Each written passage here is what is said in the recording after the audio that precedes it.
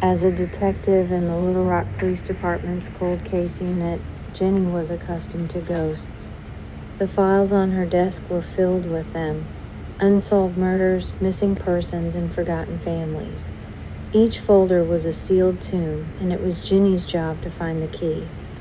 She was currently staring at a case that had haunted the department for a decade, the Riverfront Strangler, a series of unsolved homicides, where victims were found along the Arkansas River, each case growing colder with every passing year. Her partner, Ben, a man as quiet and steady as Ginny was boisterous, cleared his throat from the other side of the desk, pulling her from her thoughts. "Another dead end, Ginny?" he asked, his voice a low rumble. "Just ghosts, Ben," she replied, not looking up, the kind that whispers from old files and faded photographs. But this time, a faint flicker of hope sparked. A new piece of forensic technology had been approved, allowing them to re-examine old evidence. A single strand of hair found clutched in the hand of the first victim was now being reanalyzed. It was a long shot, but Ginny knew that sometimes all it took was one thread to unravel a decade of silence. A smile touched the corners of Ginny's lips. "Finn, if you weren't such a good boy, I'd say you were mocking me." Her partner, a magnificent German shepherd, lifted his head from his paws, his intelligent brown eyes fixed on her. Finn wasn't just her canine partner. He was her shadow, her confidant, and her most reliable tool. Trained in human remains detection, he had a nose that could find secrets buried for decades. He gave a soft, inquiring whine as if asking for the rundown. Ginny sighed, pushing the file folder aside. "It's the Riverfront Strangler case. The new tech came through. We're getting a hit on that strand of hair." Finn's ears perked up, a clear sign of his attention. He padded over to her desk, nudging her hand with his wet nose. He knew her moods, and the shift from weary resignation to a flicker of hope was as clear to him as the scent of a new trail. "Yes, boy," she said, scratching him behind the ears. "It's a long shot, but it's a lead.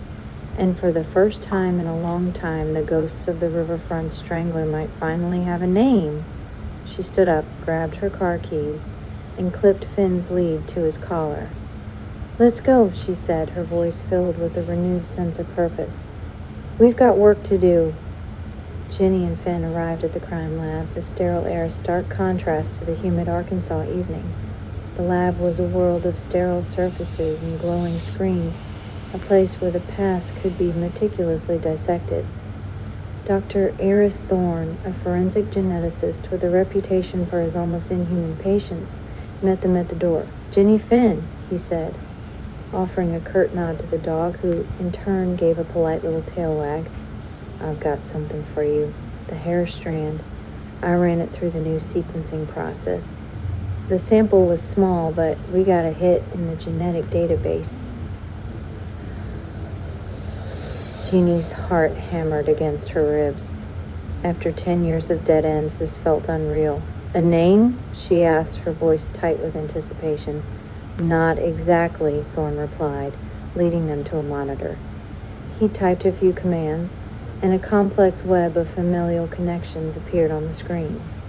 "The sample belongs to a male individual, but they're not in the system. However, we have a close match. A sibling, most likely." He pointed to a highlighted name on the screen. "That's their brother. Name is Silas Finch. He has a record for petty theft, served time in Texarkana 10 years ago. Right around the time of the first murder." Ginny's gaze was fixed on the name, a tangible connection to a ghost she had been chasing for years. Silas Finch. The name felt heavy, a key to a locked door. She looked down at Finn, whose ears were now perked, his eyes fixed on her. He could sense the shift in her mood, the thrilling jolt of a breakthrough. "Silas Finch," she repeated, the name tasting like a lead she could finally sink her teeth into. "Let's go find him, boy." The name Silas Finch was a hook that had finally caught. Ginny stood, a jolt of pure adrenaline shooting through her veins. Finn, sensing the change in her demeanor, let out a low, excited woof. Texarkana, Ginny said, her voice a low murmur. That's a long way for a petty thief to go. Dr. Thorne pushed his glasses up the bridge of his nose. He served time there. 10 years ago. He could have just moved back to Little Rock, or he could be anywhere. But the genetic match is a solid lead. He's related to the perpetrator. Close relation, you said? Ginny pressed. Statistically, it's a sibling, Thorne confirmed. But there's always a margin of error. It could be a first cousin. It's a familial search, not a direct match. The killer's DNA isn't in the system. But his brother's is... Ginny's mind raced. A sibling. That explained why the original investigators had never found a direct link. The perpetrator's DNA wouldn't have been in a database for a petty crime, but his brother's would. The strand of hair wasn't from the killer, but from a close family member who had been at the scene, perhaps in an innocent capacity, and had left it behind. Or, more likely, it was from the killer himself, and the genetic link was what mattered. The possibilities were endless, but for the first time in a decade, they had a solid physical trail to follow. All right, Finn, Ginny said, giving him a firm pat on the head. Looks like we're taking a little road trip. Let's see if Mr. Finch wants to have a chat about his family. As they left the lab and stepped out into the humid Little Rock air, Ginny felt a renewed sense of purpose. The cold case wasn't so cold anymore. It had a name, a location, and a new scent for her and Finn to track. The ghosts of the Riverfront Strangler were finally starting to stir. The Little Rock Police Department's digital records were a sprawling maze of interconnected databases, and Ginny navigated them with practiced ease. Finn settled at her feet, his head resting on her shoe. She cross-referenced the name, Silas Finch, with every available record. His petty theft charge 10 years ago was the most significant entry, but a few other details surfaced. A series of parking violations, a traffic ticket for a broken taillight, and a single outdated address on the outskirts of Texarkana. He's a ghost, Ginny muttered, pulling up his mugshot. Silas Finch was a man with a sharp, angular face and deep-set eyes that seemed to hold a world of secrets. No social media presence, no recent address changes. It's like he dropped off the face of the earth after his stint in jail, but Ginny knew that no one truly disappears. They simply become harder to find. She spent the next hour working the phone, calling the Texarkana Police Department, the Pulaski County Sheriff's Office, and even the Probation and Parole Office. It was a tedious process of speaking to indifferent operators and leaving messages that might never be returned. Finally, a grizzled voice on the other end of the line, a sergeant from the Texarkana PD, offered a sliver of hope. Silas Finch? Yeah, I remember him, the sergeant said, his voice a low drawl. Served his time, got out, and then nothing. He was a loner. But I heard he was a sculptor. Worked with metal, something like that. Ginny's hand stilled over her keyboard. A sculptor. The name felt strangely apt. A man who worked with his hands, shaping and molding things. She ran a quick search, this time for Silas Finch and sculptor, and a new set of results populated her screen. An article from a local art blog, dated 2 years prior, featured a small-town artist whose work was gaining a cult following. The article mentioned he had a small studio in a converted warehouse in Texarkana and was known for his intricate, sometimes macabre, metal sculptures. All right, Finn, Ginny said, the glint in her eye returning. Looks like our ghost isn't a ghost after all. He's an artist. Let's go see what he's been sculpting. The drive from Little Rock to Texarkana was a 2-hour journey that Ginny had made many times before, usually for conferences or to assist in a joint task force. This time, however, the miles felt charged with a different kind of purpose. I-30 west stretched before them, a long ribbon of asphalt cutting through the green rolling hills of Arkansas. Finn, ever the professional, was curled in the passenger seat, his head resting on the console, but his ears were twitching, picking up on the subtle shift in Ginny's mood. "We're on a hunt, boy," she murmured, scratching his head. He gave a soft grunt in response, a sound that Ginny understood perfectly. They arrived in Texarkana as the sun began to dip below the horizon, painting the sky in fiery shades of orange and purple. The address from the art blog led them to a quiet, industrial area on the edge of town. The studio was a repurposed auto body shop, its corrugated metal walls covered in graffiti and rust. The faint scent of welding and scorched metal hung in the air. Ginny put the car in park and unclipped Finn's lead. "All right, partner," she said, her voice dropping to a low, serious tone. "Time to do what you do best. Let's see if we can smell a ghost." Finn's tail gave a slow, deliberate wag. He was already in work mode, his nose twitching, taking in the myriad of scents, oil, dust, and something else. A faint, metallic tang. Ginny walked him slowly around the perimeter of the building, her eyes scanning the windows and doors.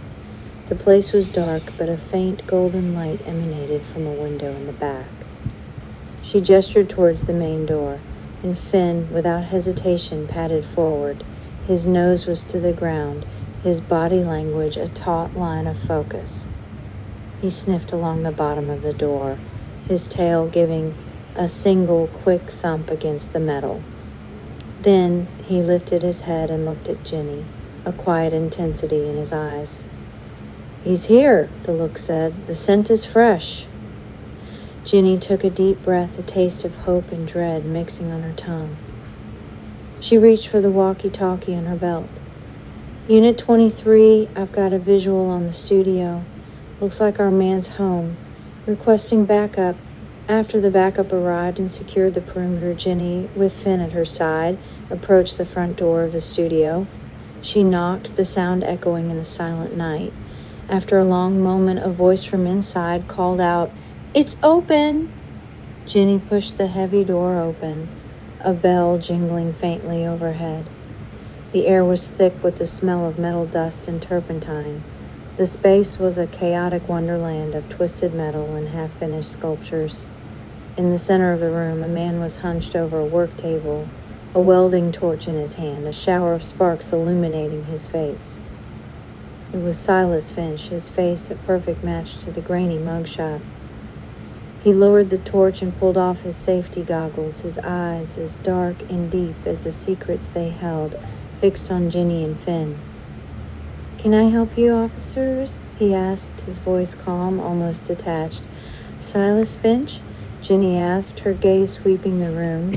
"That's me," he said, gesturing to a finished sculpture of a tangled, skeletal bird. "Do you like it? It's called Tangled Truths." Ginny ignored the morbid joke. "My name is Detective O'Malley, and this is my partner, Detective Finch." She gestured to the German shepherd, whose body was a tense coil of quiet readiness. "We're with the Little Rock Cold Case Unit. We'd like to ask you a few questions about your brother." Silas's face remained impassive. "My brother? I don't have a brother." Ginny's heart skipped a beat. This was the moment. "The genetic markers say you do, Mr. Finch.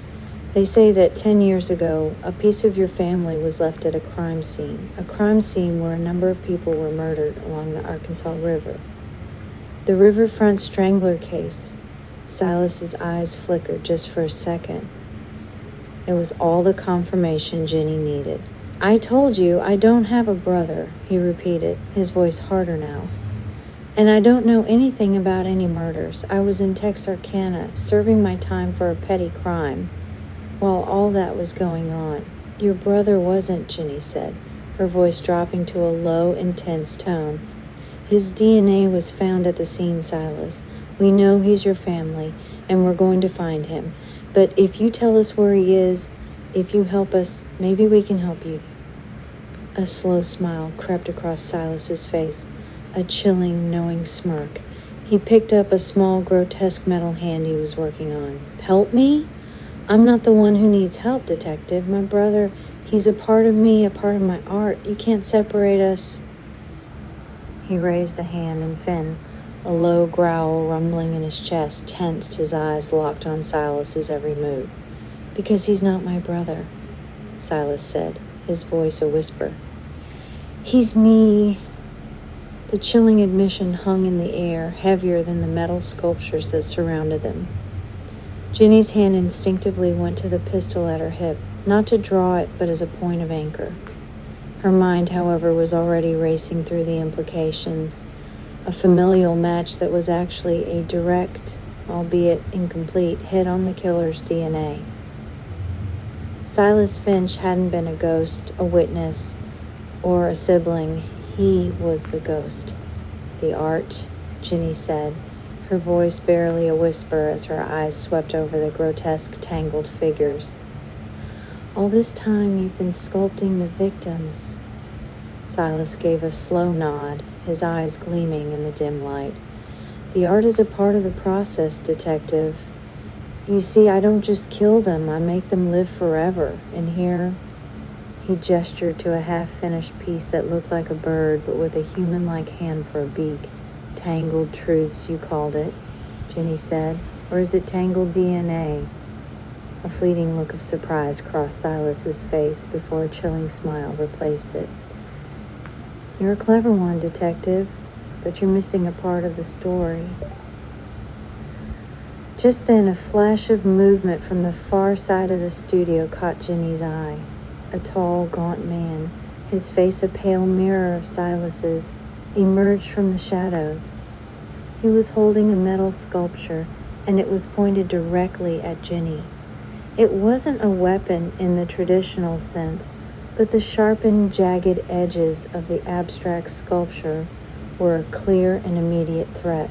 Finn let out a low, guttural growl, a sound that rumbled up from deep within his chest. The hair on his back stood on end, a clear sign of a new threat. This is my brother Elias, Silas said, a manic glee in his voice. We're two parts of the same whole. He does the heavy lifting. I do the art. Ginny's mind worked in overdrive. The DNA profile. It wasn't a sibling, it was an identical twin. The perfect ghost, two people with the same genetic code. Silas, with a petty crime record, would have left a DNA sample in the system, but his twin, Elias, would not have. One twin committed the murders, the other provided the DNA link to a false trail, a crime that wasn't a murder. Elias, Ginny said, her voice steady despite the adrenaline coursing through her. The genetic markers don't lie, but they don't always tell the whole truth either. Elias's grip on the metal sculpture tightened. You don't know anything about us. I know enough, Ginny said, taking a slow step to the side, positioning herself between the twins and the door. I know that one of you is a killer, and the other is a monster who helps him get away with it. Finn, sensing the escalating danger, took a small, low step forward, his body poised to strike. The standoff was a silent, lethal triangle. Ginny, the twins, and the faithful German shepherd who was ready to protect his partner at all costs. The ghosts of the Riverfront Strangler weren't just in the files anymore. They were standing right in front of her. The silence in the workshop was punctuated only by the low rumble in Finn's chest. Ginny's hand remained steady on her belt, her gaze flicking between Silas, the artist, and Elias, the enforcer. Both men held the same cold, dead-eyed stare, a reflection of a shared, twisted psyche. It wasn't just your DNA, Silas, Ginny said, her voice a calm, deliberate counterpoint to the rising tension. We found a new way to analyze the hair sample. It didn't just give us a genetic profile, it gave us a familial profile. It told us there was a close match. And it told us you had a twin. Silas's smirk widened. A beautiful little mistake of nature, isn't it? One person, two bodies. It kept us safe all this time. Nothing keeps you safe forever. Ginny replied, Your petty crime record left a trail. Elias's DNA would never have been in the system, but yours was, and it was enough. The hair on the victim's hand, it wasn't a witness's hair. It was a trophy. As Ginny spoke, she subtly shifted her weight, preparing for a move. She knew that any sudden action could trigger a violent response from the twins. Finn, his body still and his eyes locked on Elias, was a coiled spring of controlled aggression. You're not going anywhere, Detective, Elias said, his voice a low hiss as he tightened his grip on the metal sculpture. And neither is your mutt. Before he could take another step, Finn let out a sharp, decisive bark. It was the command signal. In a flash, he was no longer a shadow at Ginny's side. He was a blur of black and tan fur leaping forward. He didn't go for Elias's legs or arms, but for the metal sculpture in his hand. With a well-placed snap of his powerful jaws, he clamped down on the twisted metal, the sound of grinding teeth and tearing metal echoing through the room. Elias let out a cry of pain and surprise, his grip on the sculpture gone as Finn wrenched it from his hand. The diversion was all Ginny needed. As Elias stumbled back, clutching his now useless hand, Ginny was already moving, her voice a sharp command. Freeze! Get on the ground! Silas, however, saw his chance. He lunged for a nearby workbench, his hand reaching for a blowtorch, but Ginny was faster. She swung a heavy metal bar, a piece of a half-finished sculpture, and brought it down on his outstretched hand. The sound of a bone cracking was sickeningly loud. Silas screamed, his face contorted in pain and rage. He fell to the floor, his other hand clutching the broken one.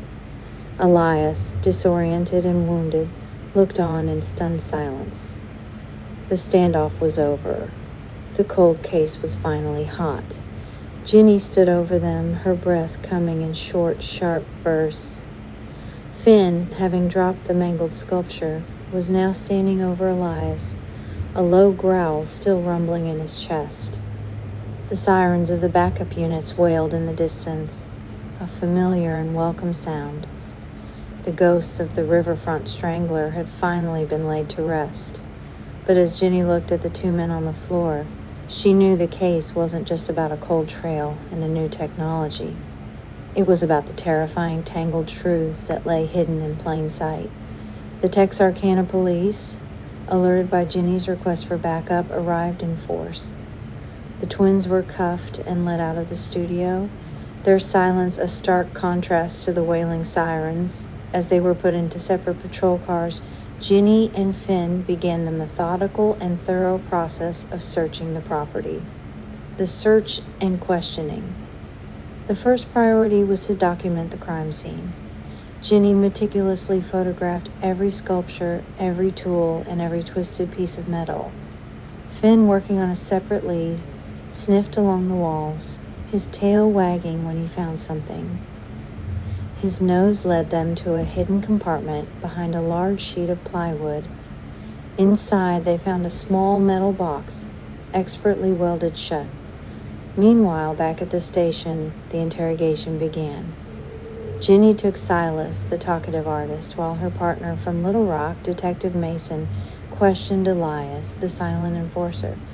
Silas was arrogant and dismissive, seeing himself as a genius caught by mere mortals. He bragged about the art and the process, a sick narrative of control and creation.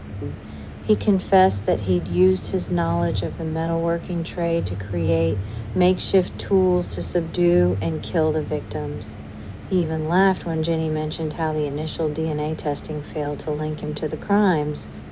You see, Detective, Silas said, Elias did the work. He was the blank canvas.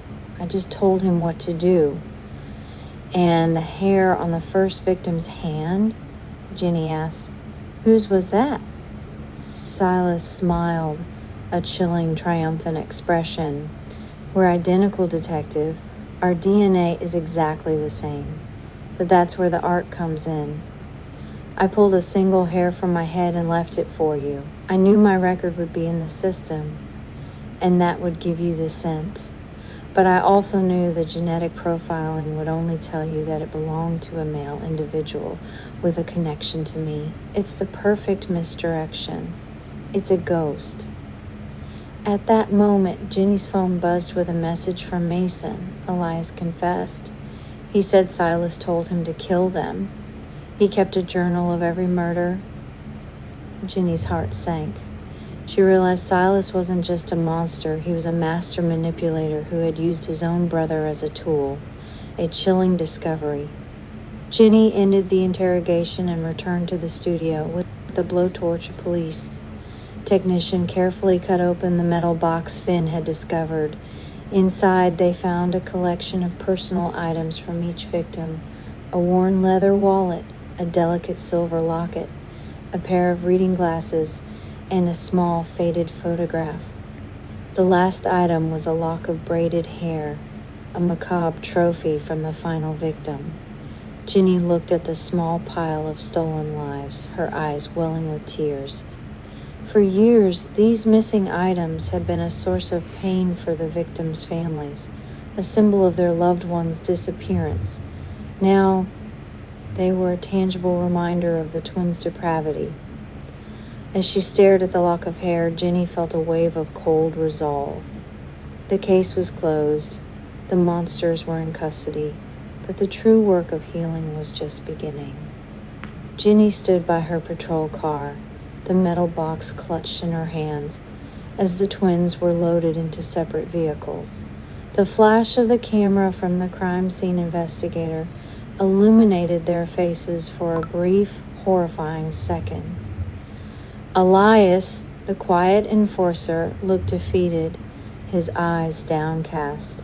But Silas, the artist, held his head high, a smirk still playing on his lips, a final performance for his audience. The ride to Little Rock. Ginny and Finn got into their own patrol car, preparing for the long ride back to Little Rock. The night was now quiet, the frantic energy of the bust having faded. The two patrol cars, one with Elias and the other with Silas, drove ahead of them. Ginny watched the cars ahead, not just as a matter of procedure, but as a final piece of her psychological profile. Elias in the front car sat rigidly, his shoulders slumped. When they passed a brightly lit diner on the outskirts of Texarkana, his head snapped to the side and a visible shudder ran through him. He then quickly turned his head away and stared straight ahead. Silas, in the second car, was a different story. He seemed to be enjoying the ride, his head moving from side to side as he looked at the passing scenery, as if he was a tourist. His smug expression only faltered for a second when they passed a junkyard piled high with twisted metal and rusted cars. His gaze lingered on the heaps of scrap, and for a brief moment, the calm facade shattered, replaced by a flicker of something close to anger or frustration. Ginny made a note of both reactions in her mind. Elias was scared of the mundane, the sight of a normal, happy life in the diner. Silas, however, was bothered by something much more personal, the discarded metal, the unsculpted chaos of the junkyard. When they finally arrived at the Little Rock Police Department, Ginny had her theories.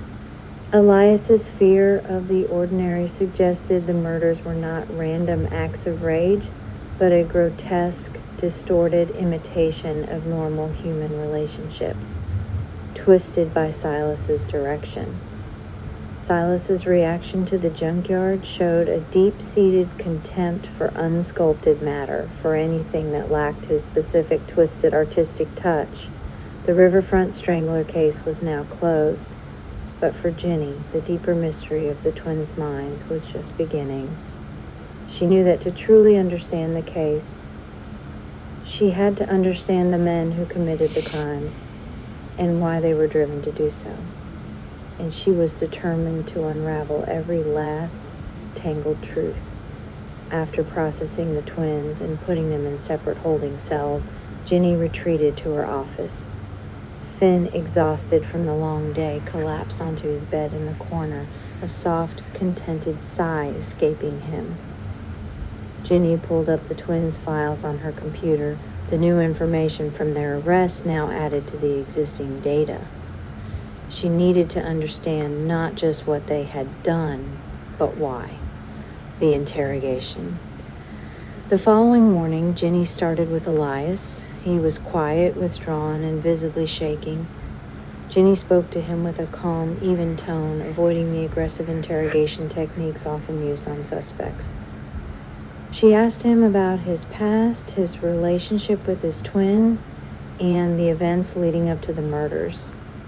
Elias's answers were a tragic, terrifying mosaic of a man completely under the control of his brother.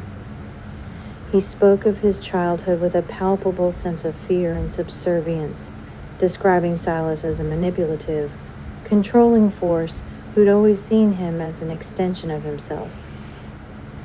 The Riverfront Strangler murders, he said, were not his idea. They were Silas's art. He described in chilling detail how Silas would pick the victims, sketch out their sculpture, and then send Elias to do the heavy lifting. Elias's confession was a flood of repressed memories and suppressed guilt. He confessed to all the murders, corroborating the evidence from the search and the confessions from Silas. He confirmed that the hair on the first victim was not a mistake. It was a deliberate clue, a game for Silas to play with law enforcement. He even confessed that Silas had a journal, a detailed, disturbing account of every murder, which he had kept hidden in the junkyard he'd reacted to. He was angry at Silas for not having destroyed it, a testament to how deep the manipulation went. The past and the present. Ginny now had a clearer picture of the past. The twins were the products of a broken home, with an abusive father and a meek, passive mother. Silas, the artistic one, was the favored child, while Elias, the stronger one, was used as a tool to do his brother's bidding. The night of the first murder, a petty crime, Ginny learned, was a setup. Elias had been sent to a little rock bar to pick a fight and get arrested. Silas, meanwhile, committed the first murder. He used Elias as a scapegoat, knowing that his brother's arrest would give him a solid alibi, and his DNA would be in the system. The hair was a final, twisted touch. Ginny ended the interrogation, feeling a mixture of pity and revulsion for Elias. He was a monster, but he was also a victim, a man whose life had been systematically destroyed by his twin. She then went to see Silas. He was sitting in his cell, a calm smile on his face. He was not sorry for what he had done. He saw it as a work of art, a masterpiece he had created. Ginny knew that he would never truly understand the horror of his actions. She left the cell, feeling a cold resolve to see him and his brother face the full extent of the law. The day after the twins' arrest was a whirlwind of activity. Ginny, a woman on a mission, worked with a team of detectives to piece together the fractured history of Silas and Elias Finch. They started by tracking down surviving family members and old acquaintances, a difficult task as the twins had been social recluses for years. The family tree of twisted truth. They located an elderly aunt, a frail woman named Eleanor, who lived in a nursing home in a small town an hour away. Ginny and a social worker visited her, and Eleanor, with tears in her eyes, spoke of the twin boys she had known decades ago. They were a strange pair, she said, her voice a reedy whisper. Silas, he was the artist, always drawing, always making things. He had a way with words, too, could make you believe anything he said. Elias, he was the quiet one. Followed Silas everywhere like a shadow. Eleanor described a home life that was a breeding ground for abuse and manipulation. The father, a cruel and controlling man, favored Silas's talent and belittled Elias for his lack of it. The mother, a timid and fearful woman, never intervened. The dynamic was clear. Silas was the puppeteer and Elias was his puppet. The team also spoke to a former neighbor, a man who had worked at the same auto shop as Silas for a short time. He described Silas as a perfectionist, a man who took great pride in his work, but who was also volatile and prone to sudden, violent outbursts. He recalled a time when Silas had smashed a perfectly good engine block with a sledgehammer simply because he was angry about a minor flaw in a part, unraveling the twisted art. Meanwhile, the crime scene investigators were meticulously cataloging every item in the twins' workshop. They found a series of detailed sketches, drawings of the victims, and plans for the twisted sculptures Silas had been creating. They also discovered a hidden workshop within the studio, a small, soundproofed room where the most horrifying art had been created. The investigators also found the journal Elias had mentioned hidden in the junkyard. It was a chilling document, a first-hand account of the murders, written in a childlike scrawl. Elias wrote about the murders not as a perpetrator, but as a spectator, a tragic victim who was forced to watch and participate in his own descent into madness. The journal revealed the full extent of Silas's manipulation, detailing how he would taunt Elias, threaten him, and even use physical abuse to ensure his compliance. The final piece of the puzzle. The final piece of the puzzle came from an old newspaper clipping, found in a box of personal effects in the twins' childhood home. It was an article about a small-town art show held a year before the first murder. Silas had won first place for a metal sculpture, an intricate piece titled The Silent Bird. The article mentioned how the sculpture had been inspired by a traumatic childhood memory. Ginny and her team re-examined the sculpture's image, and they found it chillingly similar to one of Silas's recent works, Tangled Truths. The new sculpture, however, had a new grotesque addition, a human-like hand for a beak. Ginny realized that the silent bird was a representation of Elias, his brother, silenced by his abuse, and that Tangled Truths was Silas's final twisted homage to his brother, a symbolic representation of a twisted symbiotic relationship. The cold case was now fully closed, the final threads of a decade-long mystery unraveled. The Riverfront Strangler had a name, a motive, and a terrifying story that Ginny and her team had brought to light. The city of Little Rock could now breathe a collective sigh of relief, knowing that the ghosts of the Riverfront Strangler would no longer haunt its streets. The meticulously assembled evidence, Elias's journal, the chilling sketches, the carefully cataloged trophies, all coalesced into a horrifying tapestry of the twins' reign of terror. Ginny sat in her office late into the night, the glow of her monitor illuminating the grim details. Finn, sensing her solemn mood, lay quietly by her feet. As she read Elias's raw, fractured accounts, the sterile police station faded, replaced by vivid, disturbing flashes of the past. Flashback, the riverfront's shadow. 10 years ago, the first sculpture. The riverfront at night was a tapestry of shifting shadows in the distant home of the city. Elias, thin and trembling, stood hidden by the gnarled roots of an old cypress tree, his heart hammering against his ribs. Silas, a dark silhouette against the moonlit water, moved with a predatory grace. He had watched their target, a lone woman walking her dog, for days. "She's the perfect muse, Elias," Silas had whispered, his breath hot against Elias's ear. "See how she moves? So unaware, so fragile." Elias remembered the paralyzing fear, the sickening lurch in his stomach as Silas had signaled him. Now Elias. The setup, Elias, his hands shaking, had called out, feigning distress.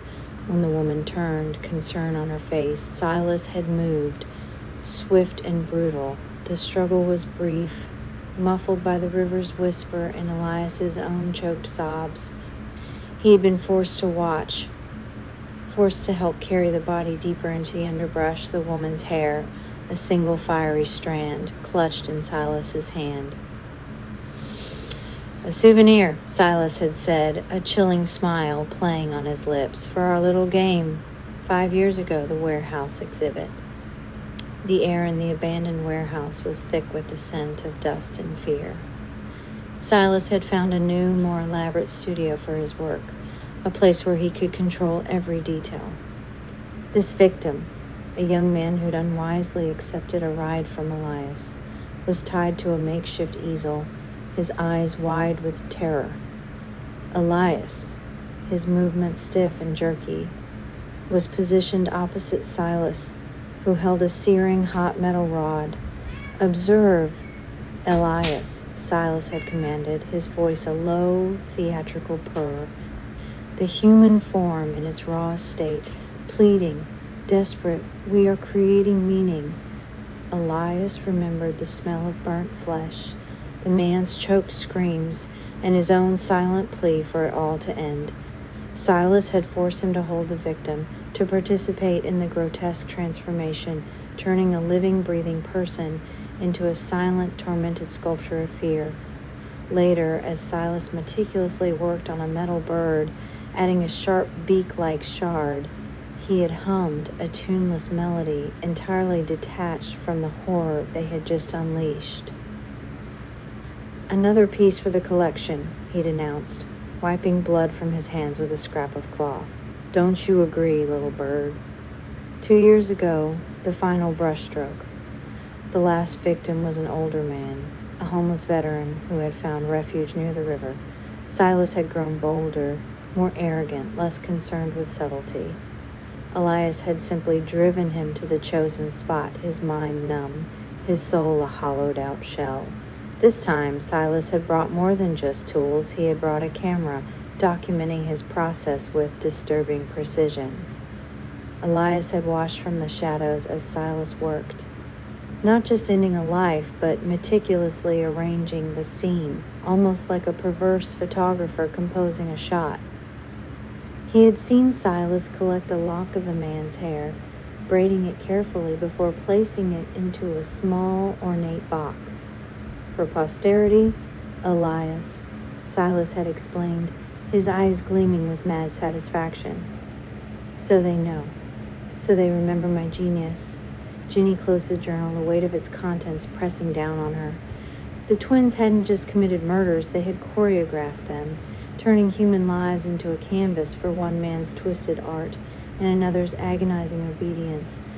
The chills that ran down Ginny's spine were not from the cold night air, but from the chilling understanding of the darkness that resided within the human heart. The ghosts of the Riverfront Strangler had not only been identified, their chilling stories had finally been told. After days of relentless investigation, the time came for the most difficult part of Ginny's job, contacting the victims' families. She and her partner Mason, a detective from the Little Rock Department, had the grim task of delivering the news. The call. The first call was to the family of the last victim, the homeless veteran. His niece, a woman named Clara, who had been searching for him for 2 years, answered the phone. Her voice was hesitant, weary from years of false leads.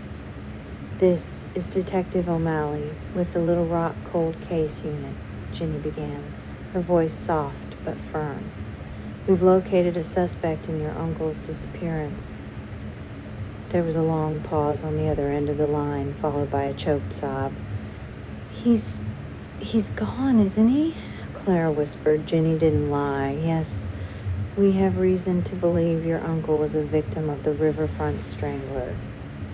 Ginny then explained how the twins had been caught and how they had found a lock of her uncle's braided hair. For Clara, it was a heartbreaking but final piece of closure. The trial. Months later, the courtroom was a stark, somber place. The prosecution's case was a masterpiece of forensic evidence and psychological profiling. The twins' confessions, Elias's journal, the unsettling sketches, and the macabre sculptures all painted a horrifying picture of their crimes. Elias, dressed in a simple prison jumpsuit, sat with his head down, a silent, remorseful figure. His lawyer argued for a reduced sentence, citing his long history of psychological abuse and manipulation at the hands of his twin. Silas, however, was a different story. He wore a crisp suit, and his demeanor was one of utter contempt. He stared at the victims' families, a twisted smile on his face. When he took the stand, he was arrogant and defiant. He confessed to the murders, but insisted they were not crimes but acts of artistic genius. "I created beauty out of chaos," he said, his voice cold and emotionless. "I gave them a purpose, a final form." The families of the victims sat in stony silence, their faces etched with grief and anger. One by one, they took the stand, each giving a tearful and impassioned victim impact statement. They spoke of the pain, the fear, and the years of not knowing what had happened to their loved ones. As the jury delivered its verdict, guilty on all counts, Ginny felt a wave of relief. Justice had been served. The monsters who had haunted Little Rock for a decade would finally be put away. But as the bailiff led the twins away, Silas's eyes found Ginny's. He gave her a final, chilling smile, a gesture of a man who still believed he had won. It was a reminder that even in victory, the ghosts of the Riverfront Strangler would forever be a part of her story.